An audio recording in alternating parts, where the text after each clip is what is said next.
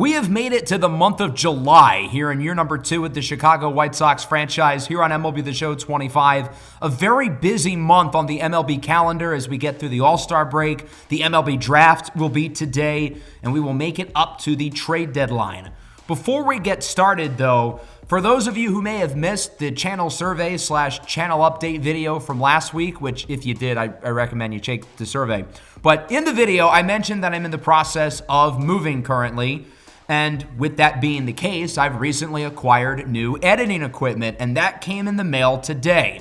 I'm not sure if you can tell a difference. I think it sounds better than it was previously, so feel free to let me know how you feel of the audio down below in the comments, and I will adjust as fit, but I think it sounds pretty good. So we're coming off an up and down month of June. There were some highlights, including a 14-0 win against the Boston Red Sox, in which Kyle Teel homered 3 times and had a chance for 4. Drew Thorpe, meanwhile, had 7 scoreless. Thorpe had a great month in the rotation, as did Hagen Smith.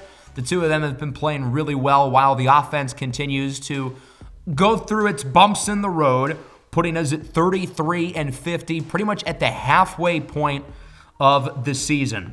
So as I mentioned, we're going to go through the MLB draft today. Last time around, we went through scouting. We took a look at some highlights and film of many of the notable prospects in this year's draft class. It's crazy that we can have the worst record 2 years in a row and end up with the 10th and 7th picks. Like, how is that fair? Nonetheless, when life gives you lemons, you got to make lemonade. That's what we're going to try to do here with the 7th pick in the first round. Our team is a little banged up right now, though. We are expecting Douglas Cato to come back around the All-Star break, but we had multiple big-time injuries during the month of June. Jesus Sanchez tore his calf. He will likely return probably towards the end of August.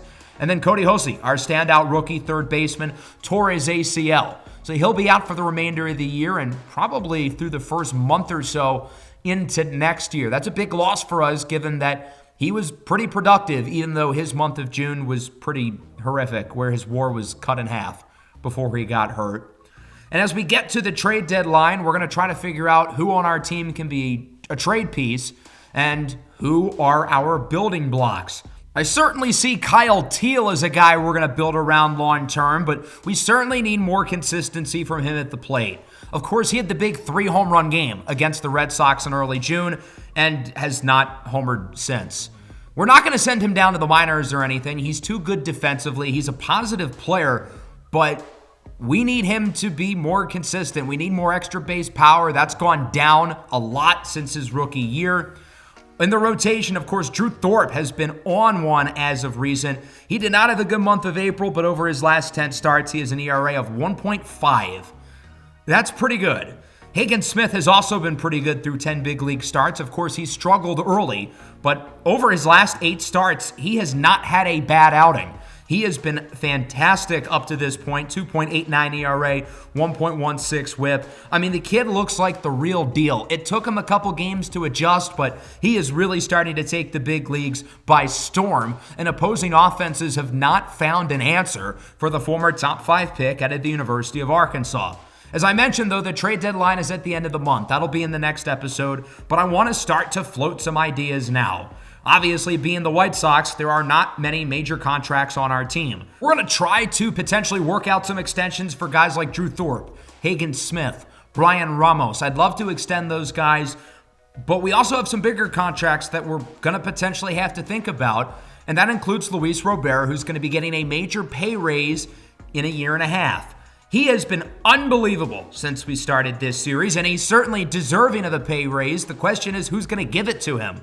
He was in line for one of the Silver Slugger spots in the outfield before suffering a finger injury in the last episode that took him out for a week or two, but he's right in the mix there. He is currently projected to win the Gold Glove in center field. He has not recorded an error all year. So when you look at a guy who's top 5 in the AL in WAR for a second straight year, elite production offensively, hits for average, hits for power, the strikeout rate has been cut in half from 2 years ago, along with Gold Glove level defense in center field, one of the most important positions.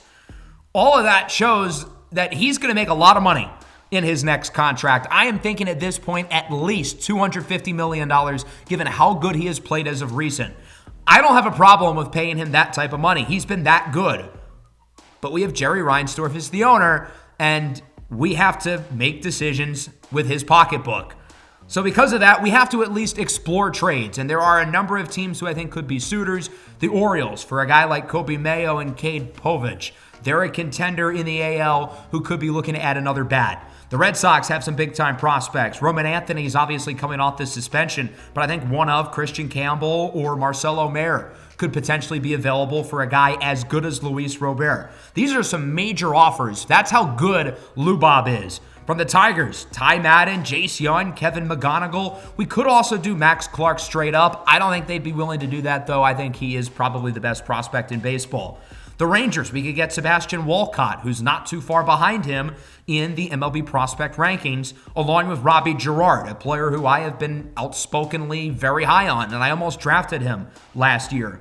Aiden Miller would not be on the table from the Phillies, but I think Justin Crawford, who's currently hurt, would probably be the baseline of a deal with them. I think the Brewers could be in play. We could get a guy like Sal Frelick along with a couple other solid prospects. The Diamondbacks could work. I think at least one of Drew Jones or Jordan Lawler could potentially make sense for us. And then the Dodgers, they are loaded with prospects. I would say two of Jose De Paula, Zahir Hope, Kelton Lindsley, and Alex Freeland could potentially be available for us. Or a guy like catcher Dalton Rushing, who is currently on the trade block. The Dodgers say they wouldn't do this, but I think when it comes down to it, they would potentially be willing to make it happen. Dalton Rushing is really good. He's certainly worthy of being the centerpiece of a Luis Robert trade. The problem is the Dodgers have paid Will Smith, who's going to be under contract for a while, and he's really good. So they can maximize Rushing's value by trading him elsewhere. I'm curious to hear some thoughts on this. I don't really want to trade Luis Robert, but his value is going to be highest right now. And if we're not going to be able to pay him, we might as well trade him while we can. As for the wheel, we're going to spin it with Hagen Smith today. There were some good choices, but with how good the young lefty has been, I figured we got to pick him, right? I'm hoping Hagen will be rewarded for how well he has played as of recent. But let's see what happens. We're going to spin that wheel. Here we go for Hagen Smith, and we land on a good one. Demon time. Per nines will go into the 90s, particularly they'll go to 99 each, but only for one start. So his per nines are going to go up quite a bit. I'm going to probably do it for his very next start against the Cardinals this upcoming week. I don't want it to be a game that I play. I do want to pitch with him today, but I'd rather pitch with his regular ratings just to get a feel for who he actually is, because he's one of the best pitching prospects in baseball. He's a guy who's going to be a building block for us.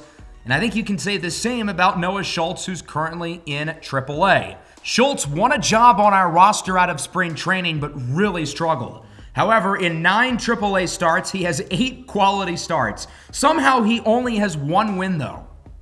I don't get how that's possible, but his ERA is in the mid-ones. I think he's earned an opportunity to come back up. And with Jonathan Cannon just not taking the leap that I would have hoped for, we're going to send him down to the minor leagues. He's coming off one of his best starts of the year against the Pirates, but especially considering he was a 93 overall the first month of the year, he's been a big disappointment to me. So we're going to send him down to the minors. This first game against the Cardinals, we're tied at 5 going into the bottom of the 9th. We scored 4 in the 8th, a little rally from the fellas, as Mason Wynn with 2 on and 1 away hits it into center. Luis Robert is under it. He'll make the play, and they are not going to tag up the runner from second, which makes sense. He has 95 speed. If they get a base hit here, they're probably going to win it anyway. It's the catcher, Ivan Herrera, up the middle, gets by Montgomery into center. That should score the winning run. The throw from Robert is not in time, and the Cardinals walk it off. Ivan Herrera, likely to be a first-time All-Star this year, wins it for St. Louis, a team who's been just as bad as us in terms of the record. This is a series that we actually have a chance to take some games in, but it's not going to happen here in Game 1, despite a big 8th inning where we pulled off an impressive rally with a 2-run double by Kyle Schwarber, a 2-run homer by Bobby Dahlbeck. Bailey Falter got the start. He was not great. Bullpen honestly did a pretty good job, all things considered, but it was not enough. Chris Paddock had a pretty good start, and our good friend from the Giants series, Jojo Romero, shut the door. Going into this second game, this is where Hagen Smith is going to become a 99 overall. for the day. He's already a demon as a 76 overall to begin with, so imagine how good he's going to be with his per nines, which we've of course learned are the most important attributes for a pitcher, at 99 across the board. I think I could get used to this. Now, of course, the White Sox, being the White Sox, found a way to lose the game, 3-1. Our offense did not play well.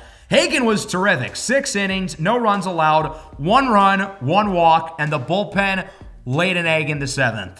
I think Hagen Smith is becoming our new Drew Thorpe in the sense that he always plays really well, but the offense and the bullpen do not help him out. He's only won 3 games this year, despite the fact that he's had 9 good starts in a row. Of course, he doesn't get the win there against the Cardinals, despite having arguably the best performance of his career. Drew Thorpe, meanwhile, is actually winning games. He's won 6 of his last 10 starts. I feel like the tides there are kind of turning a little bit. So we'll get through the rest of the St. Louis series. We will move into the Cleveland series as we look to avoid the sweep. Top of the 10th, bases loaded. We're going to bring in Andrew Monasterio off the bench. He has the highest clutch rating on the team. I believe in him to make a play. Against Jojo Romero, they call that pitch a ball. Good discipline. Monasterio has a higher walk rating as well than anybody on the roster, I think including Kyle Schwarber. This one is on the ground. You have got to be kidding. Oh, he missed the throw! Wow, we got lucky there. That should have ended the inning. A throwing error at third base by Aaron Schunk puts the White Sox ahead 5-4. Maton now puts it on the ground. This time it should be 2, and it will.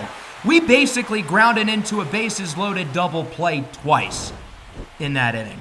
We got really lucky there. Our offense tried to choke it away, but the Cardinals did a better job of blowing it. Aaron Schunk is the one who had the error, but he's been really good today. 3 for 4 with a homer, looking for his 4th hit of the game with runners on the corners. As he floats it into center, Luis Robert is under it. He will make the play, and they are not going to send the runner. Throw is offline, but it would have beat him by a lot, so probably the right decision to hold him. Now it's Mason Wynn who's got to win the game for the Cardinal. What in God's green earth was he swinging at? I mean, that pitch was in the zone, but he swung before the pitch was thrown. Behind 0-2, you best believe where we're going here. It looks like Murphy mislocated the slider a little bit. It's going to go into right center, and Maton will make the play. The White Sox avoid the sweep, winning this last game 5-4. We really tried to blow it in the 10th inning, but the Cardinals out-White Soxed the White Sox. That was a hilarious sequence, but I'll take it. We won the game and avoid the sweep. Schwarber goes deep for a 25th time. Lou Bob goes deep for number 20. Drew Thorpe did not have that great of a start. 5 innings, 3 earned. Team still gets the win, though, as we move into the Cleveland series. It's a 4-team race in the AL Central with everybody and then the White Sox bringing up the rear. The Guardians, I think, have been the most consistent team in the division this year. And would you look at this? The bases are loaded again. Dalbec on the ground to second. And, of course, we are going to do nothing with it because, well, obviously we're going to do nothing with it. This team hates base runners. So through 9, the game remains tied at 1. David Fry brings home a run in the top of the 10th. Now we've got to do the same here in the bottom of the 10th with Bobby Dalbec as our base runner. For a big guy, he's pretty fast.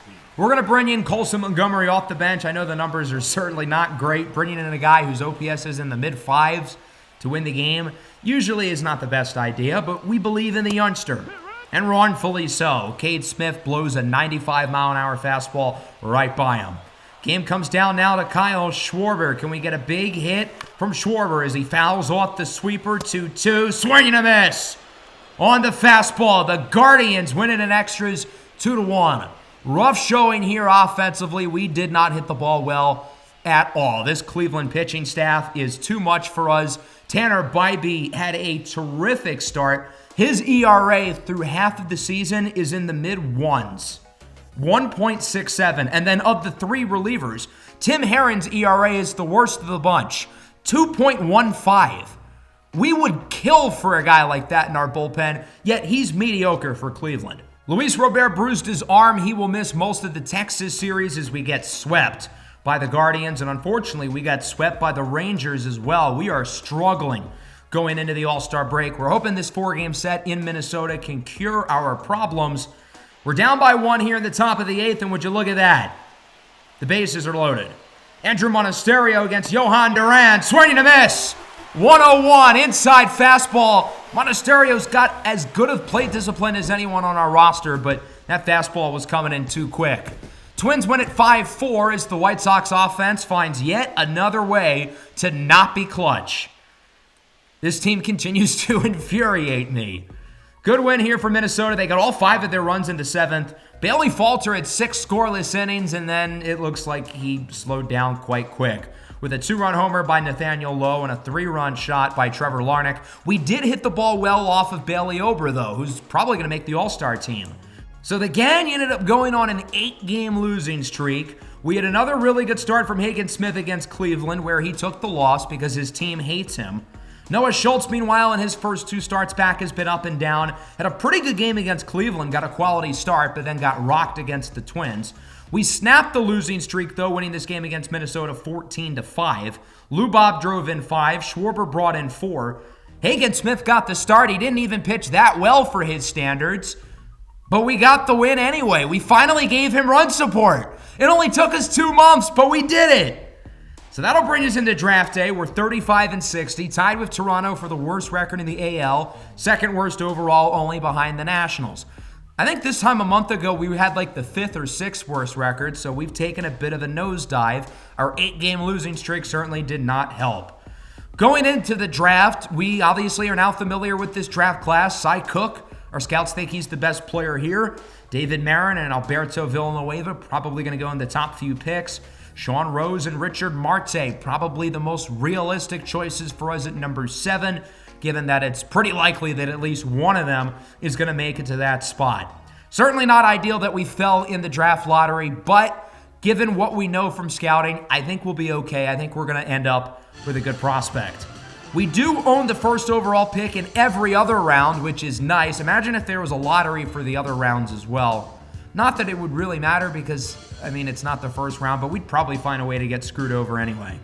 So let's get started. The Toronto Blue Jays, with the first pick in the 2026 draft, select David Marin, a third baseman from LSU. The Tigers, with the top pick for the second time in 4 years. I think I did say in the last episode, if we got the number 1 pick, he would have been our choice. So a good pick here for Toronto.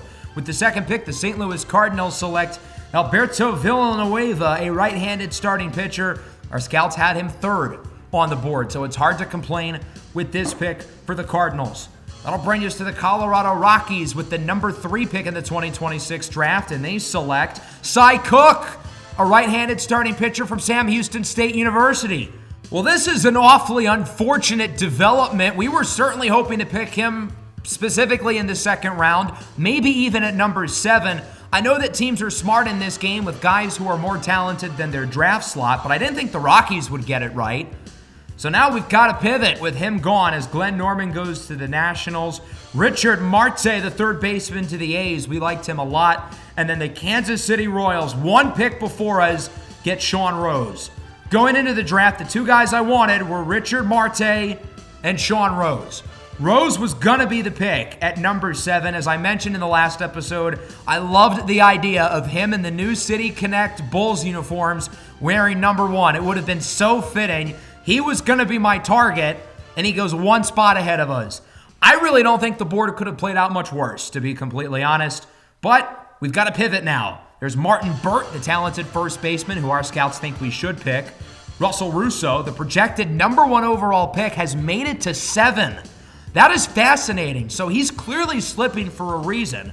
Do we want to be the team who takes the shot? I think Henry Nava could be in play. Our scouts are a little bit lower on him, but at number 7, I think it would be fine. Joel Santana, another guy who our scouts are not as high on, but I think he has a high floor. I'm in on Doyle Diaz. I really like him. The power ratings are not great, but at 6'3", 195, I think we can get there with him. So really this pick comes down to 3 for me. I think it's either of the first baseman, Martin Burt, along with Russell Russo, or Doyle Diaz at shortstop. Let's see who the selection is for the White Sox. With the 7th pick, the Chicago White Sox select Martin Burt, an 18-year-old first baseman from Ohio. Wasn't that echo cool? Only in Ohio, I guess, as Martin Burt is the selection. This certainly was not the plan for us coming into the draft, but given how the board has played out for us, I think this is a good pivot. I'm really excited about this kid as he walks up to the stage, shakes hands with the commissioner, Rob Manfred. I think this is a guy who can really hit the ball. He's a grown man at the plate. He's got major league level plate skills already, and I think this is about as safe of a pick as we could ask for at number 7.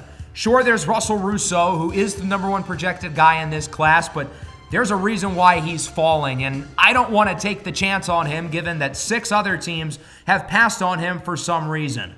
We've gotten to watch Martin Burt in high school where we've been really impressed. He hits the ball hard, really good contact hitter, especially against lefties. His offensive profile is actually quite similar to that of Oswald Escobedo, our first-round pick in last year's draft. I think there's a little more power upside with Martin Burt. We can see the home run power there. We can see the bat flip. He plays the game flashy. He plays the game fun. Defensively, you're not going to get a ton out of him given that he is primarily a first baseman, but he's fine. He's not a liability defensively. He can play both of the corner outfield spots. Probably not going to have him in right a whole lot. He doesn't have a great arm, but it's also not like putting Kyle Schwarber out there. I think he'll at least be respectable. During the combine, we watched him in batting practice where he was mashing home runs, including this one coming off the bat 104. We got to watch him in the showcase games where I think we came away quite impressed.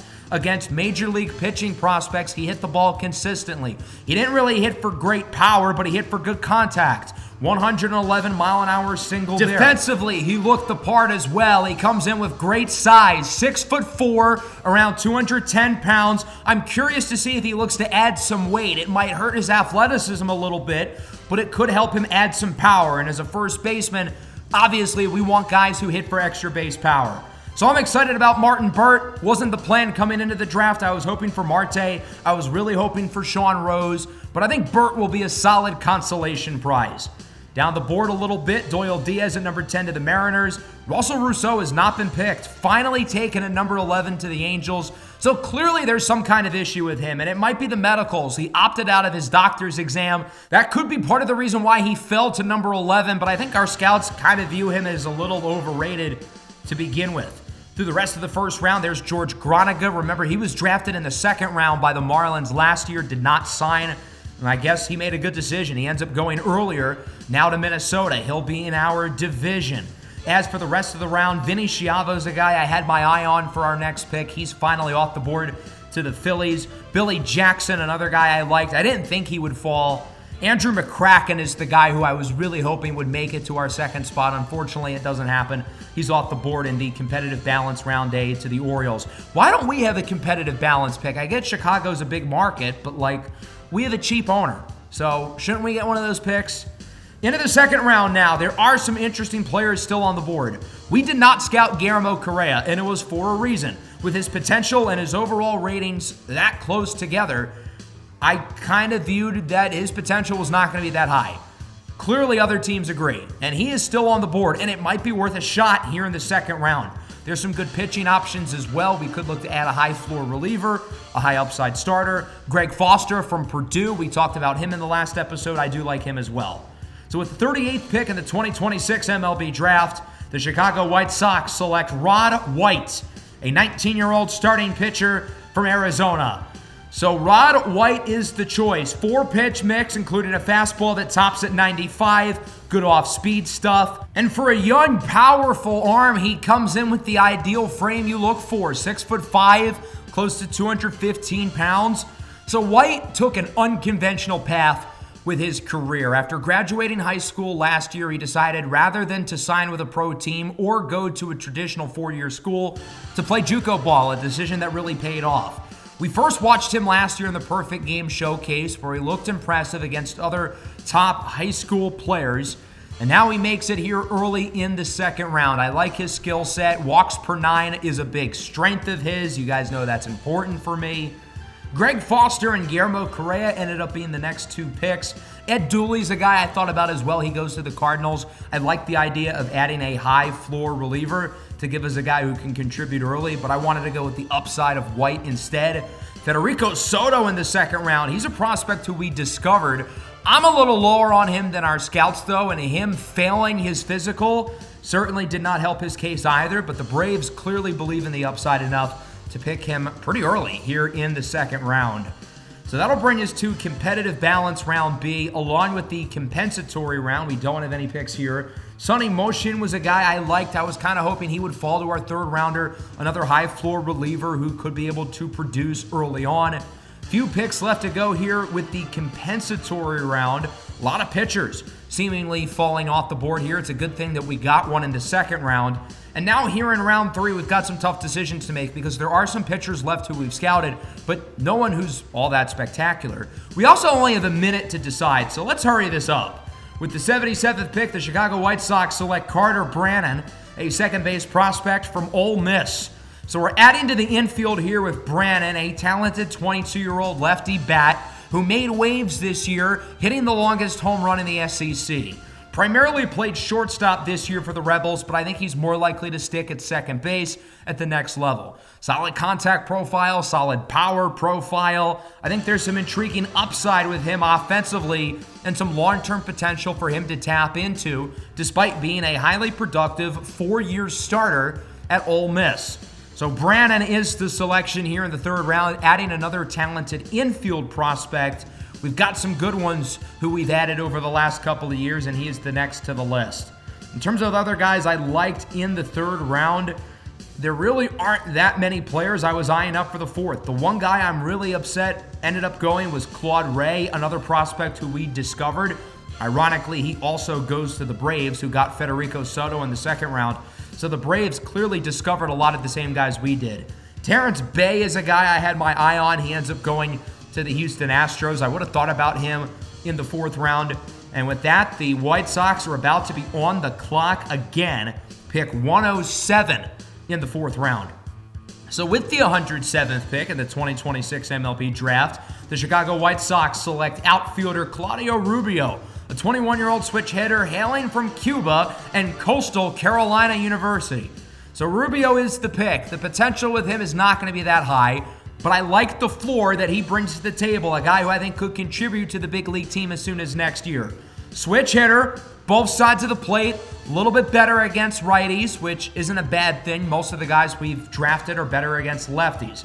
Good glove in the outfield, kind of like the Douglas Cato pick from last year. The only difference is that his bones are not made of paper clips. I think his durability is hopefully going to be higher than 18. A lot of guys I was hoping would fall to the fifth did not, including Agustin Raimo to the Giants, Alton Bradley with the Marlins, Will Calderon with the Padres. Ezra Miranda was my target going into the fifth. He ends up going to the Dodgers. So that brings us on the board again with the 137th pick of the 2026 MLB draft. The Chicago White Sox select Peter Perkins, 23-year-old catching prospect from the University of Nebraska. So we're going upside here with Perkins, who, unlike Claudio Rubio, is going to have a very high potential rating, but his overall is going to be quite low. I'd be a little more confident about this if he was 18, 19 years old. Problem is he's 23, and he's really raw. But I think there's some untapped potential with him that could potentially be met. And in the fifth round, getting a pretty much guaranteed high potential guy, not a bad idea. So Perkins from Nebraska is the selection.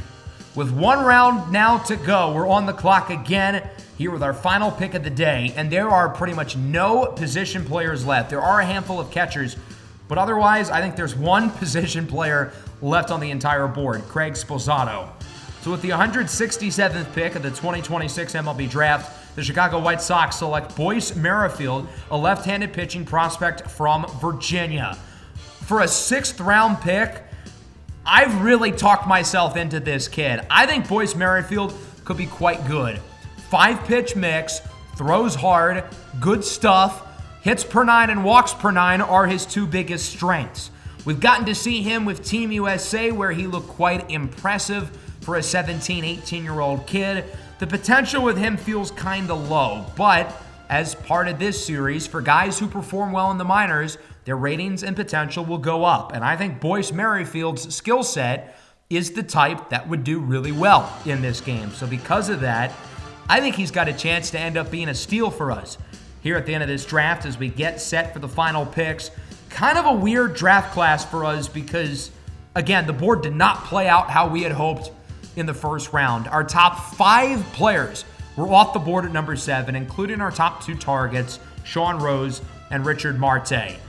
So we had to make up for it, and I think we did a solid job. Martin Burt, I don't think has the ceiling of Marte or Rose, but I think the floor is a little bit higher with him offensively. You're getting a guy who's probably going to be a solid big league starter. I don't know if he's ever going to be a superstar, but I like the skill set that he brings to the table, and I think with a couple of years of development in the minors, he could be a good long-term starter for us at first base. After that, I think we did pretty well with Rod White, Carter Brannon in the top 100. Claudio Rubio is going to be able to play, I think, pretty early on at a high level. And then Peter Perkins and Boyce Merrifield. Hopefully one of them ends up hitting here late at the end of the draft. So that sets us up for our draft class. And throughout the month of July, we're going to have to sign all of these guys. But for the purpose of organizing this video, I figure why not show the signing process of everyone right now. So we're going to try to sign everyone. Hopefully all 6 of these guys are able to agree to contracts with us. 5 of our 6 guys are already interested in offers. The only player who isn't is our first rounder, Martin Burt. Unfortunately, we would not get lucky early. Rod White and Carter Brannon would both say no to our initial offers, so we're not off to a good start. Claudio Rubio also says no. Peter Perkins is up next, and he does accept. Thank goodness we got someone. Boyce Merrifield says no, however. So we're going to simulate a couple days in the future. We still cannot offer Burt. We won't be able to for a couple of days, but we can still offer everyone else. Rod White says no. He is being very picky. Carter Brannon says yes. There's 2. Brannon officially signs with the White Sox. Claudio Rubio says no, and Boyce Merrifield says no as well. Let's go a few days later now. We're having a lot of trouble bringing these guys in. We're close to being able to give Martin Burt an offer, though. Rod White still says no. Boyce Merrifield does say yes. Claudio Rubio says yes. So now we're down to our top 2 picks, Burt and White. With 6 days left to go until the deadline, White says yes. And then for Martin Burt, we pushed it all the way up and he still says no. How are we going to be able to sign him? With 2 days left, at the buzzer, we bring him in. With no bonus allotment money left, we're able to sign everyone. That was a close call. We lost our last game before the break, 5-4 against Minnesota. So I think that means we have lost 9 of our last 10 going into the All-Star break, with Drew Thorpe having a couple lackluster starts in a row. Over his last 3 games, he has pitched, I think, a little over 12 innings, and he's allowed 12 runs. Going into the home run derby, Kyle Schwarber will be participating. His 28 home runs are currently 3rd in Major League Baseball, and it's in a ballpark that he's very familiar with. Citizens Bank Park, a hitters-friendly park, in a place where Schwarber played for 4 years, and the fans love him here. Since the Phillies do not have anyone in the home run derby themselves, I imagine the fan base is probably going to rally for Schwarber. It's not like it was an ugly divorce last offseason. I mean, the Phillies were essentially the ones who let him go, given that they, of course, ended up with a major upgrade signing Kyle Tucker. So let's get this show on the road. We're rolling with the new home run derby rules, which are honestly a lot more fun than the ones previously in the game. So Schwarber will go 3rd. Interestingly, it's the guys with the most home runs going first. I guess that way they can get a larger break from their first round to the second round if they make it, which honestly is a pretty fair way of doing it. So we'll see what Schwarber can do in his old ballpark. Got to set the tone by looking at the first. There's a pitch limit? Oh, I did not know that. Maybe we shouldn't have looked at the first pitch. Okay. Well, Schwarber sends that one into the seats. That one goes foul. We'll see if Schwarber can get off to a hot start. Got to set the tone early, 441. Distance doesn't matter early, though. It doesn't matter if it scrapes over the fence or it goes 500 feet. Overall, though, Schwarber is settling in pretty nicely. I think we're going to call the timeout around the 1.5-minute mark. He's currently at 8 home runs, but there is extra time and extra swings after the 1.5 minutes, and we will explain that process once we get there, as we're going to use the timeout here. So with a few seconds to go, I think we're going to get 2 more swings, as that one goes for 14, looking for number 15, and we get it. But now this is where we have the twist. So Kyle Schwarber gets 3 more outs. There's one of them. but he can get an additional out if he hits a 425-foot home run. That one goes 427. There you go. So he gets 4 outs. He's got 3 more, and he's got as many swings as he needs until he has 3 that don't go over. And right now, he is red hot. We're sitting at 18. This one is 19. It barely scrapes over, but it does. Kyle Schwarber's got the hot hand. There's 20. Can he add another one? That ball is crushed. 21 into the second deck. I think this one's going to stay in. He hit it pretty hard. Nearly went off the wall. He still has 2 more outs, though. This one into right center. Scrapes over for 420, his 22nd. Will it stay fair? Yes, it does. 440 feet. Obviously, that one's not going to be a homer, so he's got 1 more out until his first round is over. That one makes it over for homer number 24. This one probably will go foul. It does. 24 home runs in the first round for Kyle Schwarber. That should be more than enough to move him into the second round. And he ended up finishing with the most home runs there in round number 1. So because of that, he gets to go second. So how this works is it's now a 4-player bracket. He'll face off against Anthony Santander, who will get us started. He ended up hitting only 11 home runs in his second round. So all Kyle Schwarber has to do is hit at least 11 home runs in the next 3 minutes, plus the additional bonus outs he gets, which should not be too hard. And, well, it did not take Kyle Schwarber very long to hit Santander's mark. Minute and a half in, we are now at 10. We don't even need to call the timeout. Kyle Schwarber is hitting everything over the fence. He's 11 for 13, looking to end strong. And he will. Home run number 12. He had an extra minute and 7 seconds on the clock, along with his additional final 3 outs. So he crushed Anthony Santander and will face off against Aaron Judge in the finals. Now, since Schwarber hit less home runs in the last round, he will go first. That feels kind of unfair, given that Santander struggled and Schwarber only needed to hit 12. But oh well, off we go. Now, interestingly, the final round is only 2 minutes. He's still going to get the bonus 3 outs at the end. But this round is less time than the other 2. I guess because these guys have gone through 2 rounds of swing, so they might be tired, and this is more exciting. Well, you could certainly tell the tiredness with Schwarber. So we're going to be very strategic and use our timeout right before time expires. That way, we're going to be as energized as possible before the final 3 outs. I think these swings are going to be a little more important than the 2-minute timer. Not ideal, though, that the first one didn't make it over. We certainly are hoping for one of at least 425, but we're not even getting them over the fence. We're down to our final out. We've got to get some home runs here or else we could be in trouble. That one barely makes it over. Schwarber is gassed. That one is crushed, 422. Nearly got us to 425. This one is very high into right. Oh my God, you've got to be kidding me. It goes off the tippy top of the wall. Only 11 home runs for Schwarber. That feels like a really beatable number for Aaron Judge.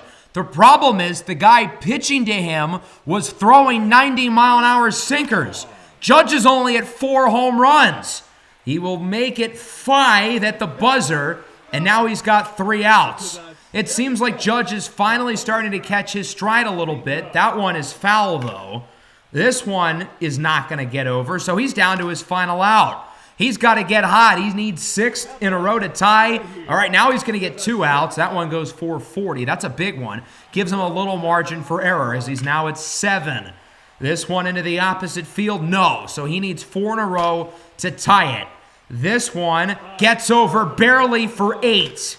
Judge giving it all he got into left center. This one barely gets over again for 9.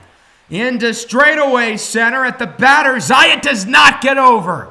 And Kyle Schwarber wins the 2026 Home Run Derby. Him and Judge were exhausted by the end. I think the new rules are fun, but both of these two were gassed. There's also the Home Run Derby hangover, where guys who participate in the Home Run Derby generally struggle the following few weeks after. So hopefully that does not end up being the case for Kyle Schwarber. 24 home runs in the first round, 23 combined over the last 2, as he takes home the 2026 Home Run Derby title in his old ballpark. here in Philadelphia. Before we get to the All-Star game itself, I've got to look at Schwarber's milestones. Look at that beauty. 2026 Home Run Derby winner. So remember, going into the All-Star game last year, I gave players around the league upgrades for making it. If you're below an 80 overall, you'll go up by 3 in rating and potential. 80 to 85 will get +2 to both, and then 86 to 90 will get +1, while 90 and above will not get anything because they should make the All-Star game. That includes Garrett Crochet. These numbers are straight out of the video game. He's lost his last 2 starts, but before that, he was 14-0. He's going to make an ungodly amount of money this offseason. Otherwise, we did not have a starting pitcher. No Drew Thorpe, unlike last year. Brian Woo's ERA is 1.65 and his whip is at 0.82. Some of these guys have been ridiculous this year. My goodness. Bailey Ober makes it for his 2nd straight year. Tarek Skubal as well. He's going to make an absurd amount of money this offseason as well. We do not have any pitchers at all. No relievers, obviously. Our bullpen stinks. As for the position players, I was hoping to see Brian Ramos. Who is this guy? Daimano Palmegiani. Why is he here? No Brian Ramos at 3rd, but we do have Josh Rojas, who's been even worse than he was last year when he was maybe the worst player on our team. That's an odd one. I did not upgrade Rojas or the Blue Jays first baseman because, well, they don't belong here. I was hoping for Kyle Schwarber. Unfortunately, it doesn't happen. But we would get Luis Robert, who will be starting in the All-Star game. His 2nd appearance of his career. His rating and potential goes up by 1 as a result. He now has 90 potential. That certainly would help his trade value, and it also would help his potential next contract. That $250 million might be higher than we initially thought. As for the National League, Tyler Glasnow will get the start. Chris Sale, the old man, still got it. Framber Valdez signed for big money with Arizona. He's picked up where he left off from last year with the Astros. Last year, Tyler McGill made the All-Star team. This year, Trevor McGill makes it for the Brewers. That's kind of cool. Will Smith makes it with the Dodgers. We mentioned how good he's been this year with Dalton rushing behind him. My glorious king, Manny Machado, the old man, still got a little bit left in the tank. Kevin Alcantara makes it. That's fun. Shout out the youngster for the Cubs. And then Ahmed Rosario made it. That's an interesting one. Remember, we tried to sign him in free agency. He ended up going to the Pirates and has had a really, really good year.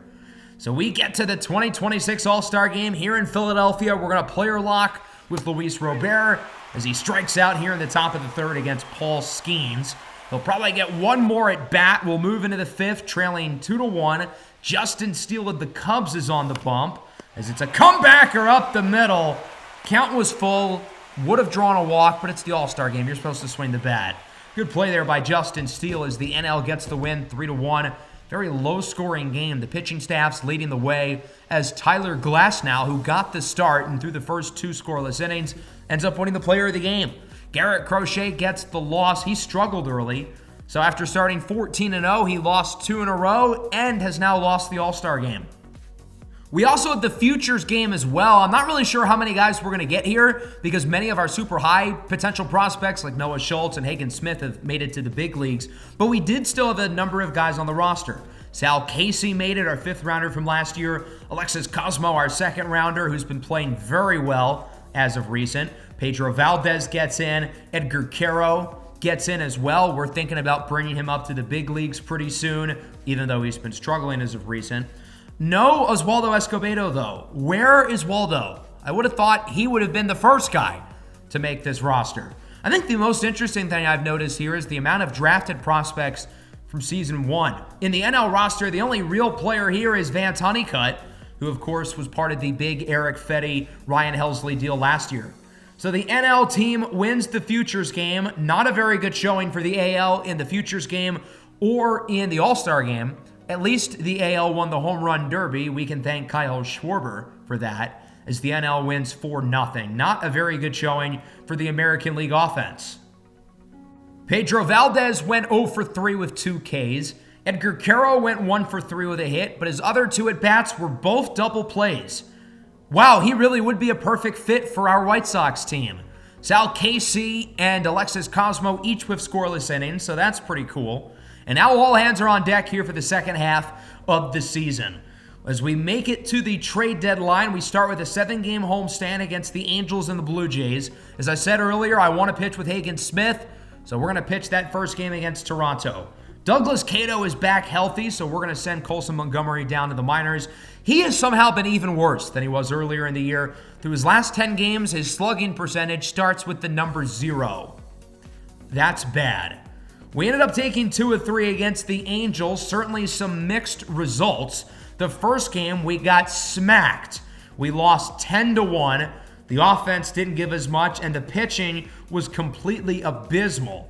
Davis Martin did not have a good start. The bullpen really struggled. Second game, we ended up winning 6-5. Robert, Ramos, and Theis all go deep. 7 innings, 2 earned runs for Noah Schultz. He was really, really good. And then the last game against the Angels, we mopped the floor with them. 7 innings of 1-run ball for Bailey Falter as we win 10-2. So that brings us to this 3-game set against the Blue Jays. Game number 100 on the year. We are tied for dead last in the AL at 37-62. The movable object meets the stoppable force. I'm excited about this game, though, because we get to use the new City Connect uniforms for the first time. As we take a look at both lineups, regular starters for the most part for Chicago. On the mound, of course, will be Hagen Smith. Over his last 11 starts, he has been one of the best pitchers in baseball. He's 4-2, ERA at 1.89, WHIP at 1.02. I mean, this is not normal stuff for a guy who's never played in the big leagues. It took him 3 games to figure out big league hitting, and opposing offensive players have not been able to hit against him since. Now he's facing off against one of the worst lineups in baseball, so we'll see if he can keep his dominant stretch going. Jonathan Clase leads things off for the Blue Jays. This one belted into center, and Toronto starts things off with a leadoff single, so the Blue Jays open things up with an early runner. Let me know what you guys think of the City Connect uniforms down below in the comments. I'm personally a pretty big fan. As Miles Straw belts it down the line, that one is fair. So the Blue Jays open the game with their first 2 runners aboard. Not the start we were hoping for, Hagen Smith FC, as that'll bring up Anthony Santander, really the only big threat in this Toronto lineup, as he goes down on the slider. Nice pitch by Smith. Hagen Smith's K rate has been a little lower than I had hoped for, making it all the more impressive he's been this good. Collier on the ground, 1-6-3 double play. Hagen Smith showing off the leather against Cam Collier, who's been a bright spot this year for Toronto. Dana Rooney on the bump for the Blue Jays, a 5th-round pick in last year's draft, has been fast-tracked up to the majors, where he's been, I would say, a little below average. Douglas Cato leads things off, and the 95-mile-an-hour fastball blows right by him. A couple of late draft picks from a year ago facing off right there. Now Luis Robert is up, and he goes down on the slider. Filthy pitch from Rooney, and we are scoreless through 1. Hoping for a better second inning from Hagen Smith as he starts things off with the catcher, Alejandro Kirk, who goes down on the 2-seam fastball. That's been Smith's most effective pitch this year. Sal Stewart is up, and he will hit this one up the middle. Monasterio fields it cleanly. Throw to first is in time. A 1-2-3, top of the second for Hagen Smith. He looked a little bit more like himself there as we go to the bottom half of the frame. Brian Ramos leads things off, and he hits this one well into right center. At the track, at the wall, it is gone! Brian Ramos into the seats, and the White Sox score first, his 16th of the year. Ramos has been outright bad over the last 3 or so weeks, but he's looked pretty good since the All-Star break concluded. I think the break coming where it did really helped him. It gave him a few days off to be able to recuperate, and now he looks a lot more like the Brian Ramos that we got in April and May. Emmanuel Rivera belts it into left over the glove of Collier. 108 off the bat. That was a piss missile from Emmanuel Rivera, and he's aboard with 1 away. That'll bring up Akil Yabba Dabba Doo up the middle. That one goes for a hit as well. The White Sox really starting to hit it well here in the second off of Rooney. 2-1 here. We'll see at the bottom of the order can come up big. That'll bring up Andrew Monasterio, our best clutch hitter. I feel like I say that every time with him, and he's rarely clutch. on the ground, flips it over to second, and Toronto gets out of the inning. We do score, though, with a leadoff homer by Brian Ramos to make it 1-0. Dalton Varsho leads off the third behind 1-2. Got him looking on the low four-seamer. That was a filthy pitch. Location perfect from Higgins Smith. Back to the top of the order. Jonathan Clase now. He goes down on the fastball. Higgins Smith is starting to heat up. The first two batters got base hits off of him. Since then, perfect. 9 up, 9 down. Although I guess technically 8 because we had a double play in there, but still, you get the point. Kyle Schwarber ignites this one into right. That baby's out of here. 398 feet. And the White Sox add to the lead. It is now a 2-0 ball game. Schwarber's 29th home run of the year and his first since his home run derby title. Chicago is currently towards the top half of the league in home runs. Power isn't normally the number one skill I look for when building a roster, but we've built an identity as a power-hitting ball club. Into the fourth, Santander hits it into left. Baddoo at the track, at the wall, 9-1-1! I'd like to report a robbery! Akil Baddoo hops the wall and robs Santander of the home run. He scales it up like Spider-Man and comes down with it.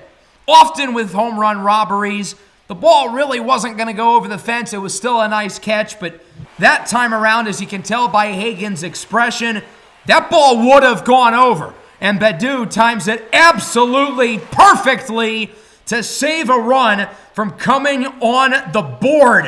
What a play by Akil Baddoo. That'll bring up Cam Collier, part of the Vladimir Guerrero Jr. trade last year. On the ground to third, Rivera makes the play. 11 batters in a row retired from Higgins Smith, who has thrown 4 scoreless innings. Folks, we're watching a superstar develop in front of our eyes. He is unbelievable, although he got a little lucky in that last inning with the home run robbery. Emmanuel Rivera, single into center. He's 2 for 2. Another base runner here for Chicago. That'll bring up Corey Julks, who's played pretty well over the last month or two. Spoke a little too soon. Puts it on the ground. Flipped over to short. Overall, I think Dana Rooney's been pretty good. He allowed the 2 home runs, but otherwise has pitched a solid game. Into the 5th, Addison Barger draws a walk. And for the first time since there was nobody out in the top of the first, the Blue Jays have a base runner. Not going to last long. This one is scooped up by Smith for a 1-6-3 double play off the bat of Alejandro Kirk. Hagen Smith showing off the leather. He's made some really good defensive plays today. Sal Stewart, who was also part of the Vladimir Guerrero trade with the Reds, singles into center. Another base runner here for Toronto. They're starting to show some signs of life here offensively. Daimano Palmegiani, the first baseman, lines out to Schwarber. He has an all-star name, but he hasn't played like an all-star. I guess the game did not want to give it to anybody on the Blue Jays because everyone on their team sucks. I mean, Anthony Santander has damn near 30 home runs. I don't see why they couldn't have picked him. Monasterio goes down looking. Nice pitch by Rooney. Douglas Cato now bloops this one into right center. That pitch was jammed inside, but it goes for a hit anyway. And what I love most about Douglas Cato is that this kid can fly. We're going to have him steal second base, and the throw is not in time. Cato slides to the bag safely, his 6th of the year. Full count now for Schwarber. He goes down on the fastball, and we will move into the top of the 6th. Hagen Smith usually goes 5 innings per outing. His pitch count's at a pretty good spot. We're going to go with him for one more inning. As Varsho puts it on the ground, Schwarber has trouble getting it, but he flips it over to Smith for the first out of the frame. That'll send us back to the top of the order. One away for Jonathan Clase, 2-2. Got him on the inside fastball. Another punch out for Hagen Smith. He's up to 5 on the evening. Miles Straw now for Cleveland. He sits behind 1-2, and he will go down on the 2-seamer. 6 punch-outs through 6 innings for Hagen Smith. We've got a decision to make with him. He's thrown 6 scoreless. He's pitching great. And 2 of the next 3 batters for Toronto are lefties. The Blue Jays will go to the bullpen. It's a familiar name for us here, Yariel Rodriguez. We know him from the Giants series where he was awesome. I loved using him. Hasn't been so good in this series with Toronto as he strikes out Brian Ramos and we move into the 7th. 2 away. Barger goes down on the slider. 7 scoreless from Hagen Smith. We are not going to keep him in any longer. If you exclude the first 2 hits to start the game, the rest of the way, Smith threw 7 innings, allowed 1 hit, 1 walk, 7 punch-outs, no runs. This kid is a stud. Tommy Nance out of the pen for Toronto. He's been pretty abysmal this year. ERA sits at 9. Hey, their bullpen must be just like ours. 1 away from Monasterio. He goes down on the slider. If Andrew Monasterio was a league average hitter, he would be so good because the rest of this game is so solid. He just cannot consistently swing the bat. 2 away for Cato. Goes down on the slurve. Nance may stink, but his movement on his off-speed pitches are nasty. Into the 8th, Enoli Paredes is out of the pen for Chicago to replace Hagen Smith. 4.13 ERA. With 2 away, it's Palmi Gianni, liner to short, and Monasterio, jump man, comes up to get it. Fitting that we're wearing the Chicago Bulls-esque City Connect uniforms. I feel like if he took a step back, he didn't need to make that catch super dramatic, but he gets some aura points out of it, so we'll take it.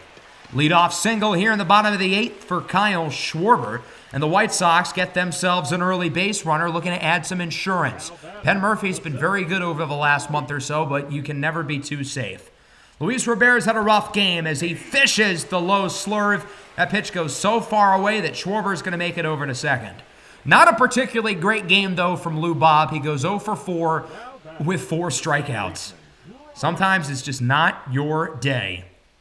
2 away now for Kyle Teal. He hits this one well into the opposite field. Back at the track, at the wall, it is gone! Scrapes over the fence for Kyle Teal, and the White Sox add some insurance. It's 4-0. Of all the hilarious players on our roster, I don't think there's anyone funnier than Kyle Teal because he had the 3 home run game against Boston in early June. That was like 40 games ago. He has not homered since that game until now. It took him 40 games to homer again. But finally, the drought is over. Emmanuel Rivera looks to keep the inning going. He's 4 for 4 this afternoon. Have yourself a night, Emmanuel Rivera. We'll see if we can bring him home as well as Baddoo is ahead in the count, 3-1. Nance still in the game. He's starting to fall apart here as Baddoo hits it up the middle. That one gets by Barger. It looks like Rivera thought about 3. He'll head back to second. So with 2 on, 2 away, the Blue Jays are going to go back to the bullpen. Nick Sandlin's actually been pretty good this year, 2.5 ERA. Guardians franchise legend against Nick Maton coming in off the bench with a blooper into left. That one went a little bit too far. Good inning, though. 2-run homer for Kyle Teal. Now, we already had Penn Murphy loose and ready to go, so we're going to throw him in here for the 9th inning anyway, even though the lead is up to 4. I don't want any funny business. I want to get through the end of this game quick. And Murphy's been awesome over the last month or so. I guess he's just really bad every year in April and May, and then is awesome the rest of the year as Miles Straw strikes out on the slider. Down to their final strike. It's Anthony Santander. Had a home run robbed back in the 4th. He's going to make sure this one is enough carry to get out. 463 for Santander. I feel like the opposing team's home runs against us just go so far. Last episode, Josh Young had one go 470. The episode before, Pasquantino had one go 490. As Collier puts it on the ground, Ramos fields it cleanly and ends it. The White Sox win it 2-4. First game with the City Connect uniforms. Hagen Smith was the star of the show. His final slash line, 7 innings, 3 hits, 1 walk, 7 strikeouts, 0 runs allowed, and the win. He is so good. We are lucky with the kid that we've got here with Hagen Smith. My goodness, I just continue to be in awe every time he pitches.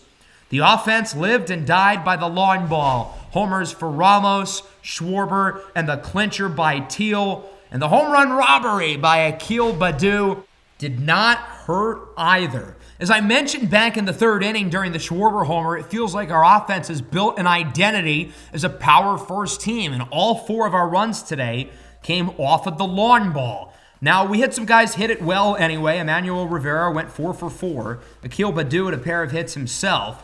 But the home runs is what got us our run support offensively, and then pitching-wise, Hagen Smith is a whole demon. So with that, we beat the Blue Jays. We're no longer tied for last in the AL. We'll see how we do over the rest of those 3 games, along with 3 in Detroit. Then we return home for 3 against the Diamondbacks. So after splitting the next 2 games against Toronto, look at this. No-hitter into the 7th for Noah Schultz. It feels like he's really starting to turn a corner, but Santander hits this one to the wall, and it is caught. That was a close call.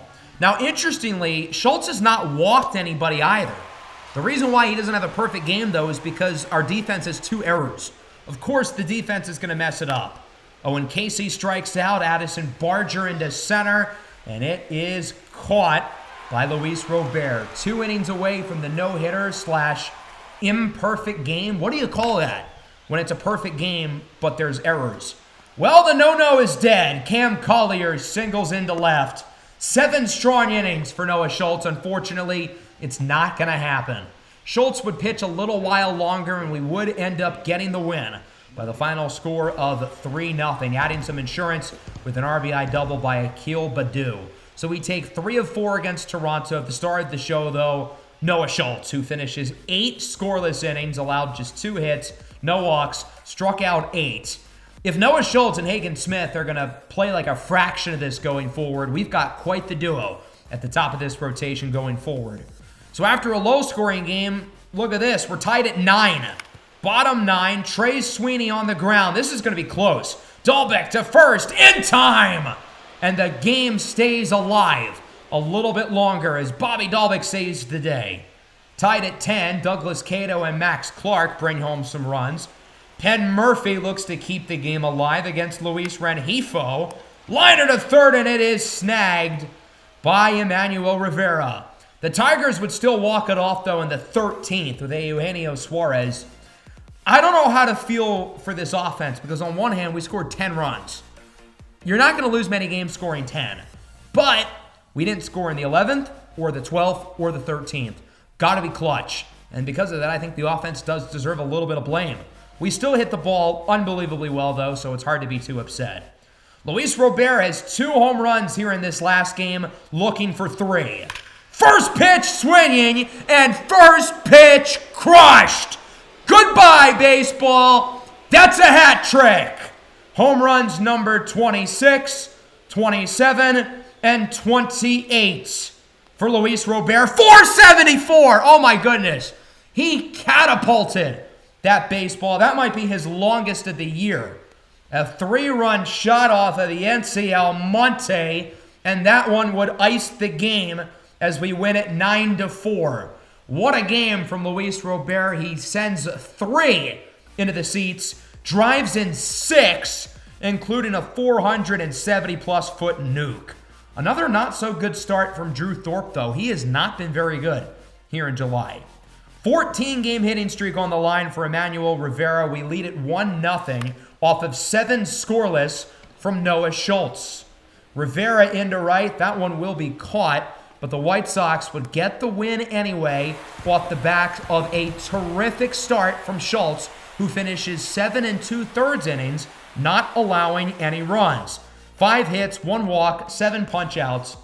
So over Schultz's last 2 games, he's thrown 15 1/3 innings and has allowed 0 runs. It looks like our young lefty, as I said earlier, has turned the corner. We have not gotten like any trades, and we're days away from the deadline. Dominique Lantigua for Douglas Cato, I think I'm going to pass. But we ended up playing pretty well during this stretch as we're 8-4 since the break. Unfortunately, Hagen Smith's streak of dominance comes to a close. He allows 6 in 3 innings against Detroit. We would take 2, though, against the Diamondbacks, bringing us up to the deadline. I do want to talk about Noah Schultz real quick.